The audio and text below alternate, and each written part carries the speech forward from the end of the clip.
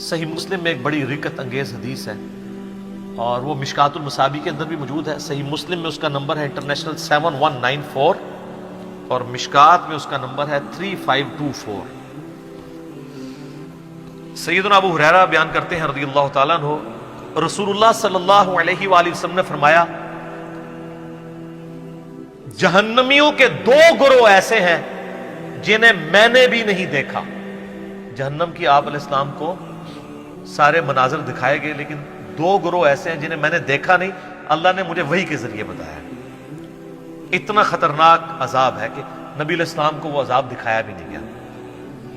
ایک وہ لوگ جن کے پاس گائے کی دموں جیسے کوڑے ہوں گے جن کے ساتھ وہ لوگوں کو مارتے ہوں گے، یعنی اس سے مراد وہ حکمران ہے جو اپنی رعایا کے اوپر ظلم کرتے ہیں.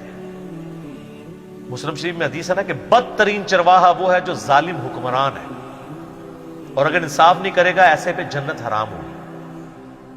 بڑا خطرناک. اور وہ عورتیں، دوسرا گروہ، وہ عورتیں جو لباس پہن کر بھی عریاں ہوں گی، اتنا چست لباس کہ گویا ننگی ہے، جسم کی حید واضح. یہ ہمیں اپنے معاشرے میں اپنی اسلامی بہنوں میں یہ چیزیں نظر نہیں آ رہی ہیں. ان کے ماں باپ یعنی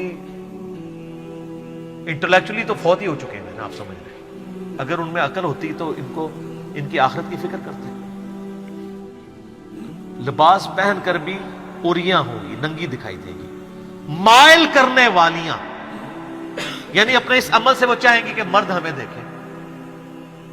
وہ تو جناب جامعہ ترمذی میں، ابو داؤد میں، نسائی میں حدیث ہے کہ جو عورت گھر سے خوشبو لگا کے نکلتی ہے اس نیت سے کہ لوگ اٹریکٹ ہوں تو وہ زانیہ ہے، زنا کیے بغیر بھی زانی ہے. بخاری مسلم میں حدیث ہے نا، آنکھیں بھی زنا کرتی ہیں، کان بھی زنا کرتے ہیں، دل بھی زنا کرتا ہے اور شرمگاہ اس کی تصدیق کرتی ہے. وَلِعَوْذُ بِاللَّهِ تَعَالَى. مٹک مٹک کر چلنے والیاں، ان کے سر بختی اونٹوں کی جھکی ہوئی کوہانوں کی طرح اٹھے ہوں گے. یہ آج کل بھی کئی عورتیں ہیں نا جو جوڑا انہوں نے اتنا بڑا کیا ہوتا ہے اور اوپر حجاب لیا ہوتا ہے. یہ پتہ نہیں کیا تماشا شروع کیا ہوا انہوں نے. اور یعنی وہ اپنے بالوں سے اٹریکٹ کر رہی ہوتی ہے، جیسے اونٹوں کی کوہان نکلی بھی ہوتی ہے تو انہوں نے اپنے جوڑے کی کوہان نکالی ہوتی ہے. یہ حرام ہے. یہ دونوں گروہ نہ تو جنت میں جائیں گے اور نہ اس کی خوشبو پائیں گے، حالانکہ اس کی خوشبو دور دراز تک پھیلی ہوگی. اور بخاری کے الفاظ ہیں کہ جنت کی خوشبو 40 سال کی مسافت سے آ رہی ہوگی، پھر بھی یہ لوگ خوشبو نہیں پا سکے. ظالم حکمران اور ایسی عورتیں جو کچھ یہ کرتی ہیں. اور یہ یاد رکھیے گا، ان عورتوں کو تو جو عذاب ہونا ہے جو ان کے اوپر نگہبان بنائے گئے ہیں وہ بھی مجرم ہیں. ماں باپ، ان کے خاوند، اتنی ان کو آزادی دی ہوئی ہے کہ وہ اس قسم کی حرکتیں کرتے پھر رہے ہیں ان کی عورتیں. تو یہ جو فتنہ ہے، اس فتنے کے آگے بند باندھنے کے لیے ہمیں اپنی ینگ جنریشن کو ایجوکیٹ کرنا ہوگا. یہ ویڈیوز زیادہ سے زیادہ شیئر کروائیں اور لوگوں کو بتائیں. اور نوجوانوں سے میں کہوں گا خدا کے لیے آپ اپنی ساری توجہ تعلیم کی طرف کریں. جب تک آپ تعلیم حاصل کر رہے ہیں نا، اس وقت ان سارے فتنوں سے بچیں تو تب آپ کسی کامیابی کا کوئی زینہ طے کر پائیں گے، ورنہ یہ اس میں تو الجھ جاتے ہیں لوگ.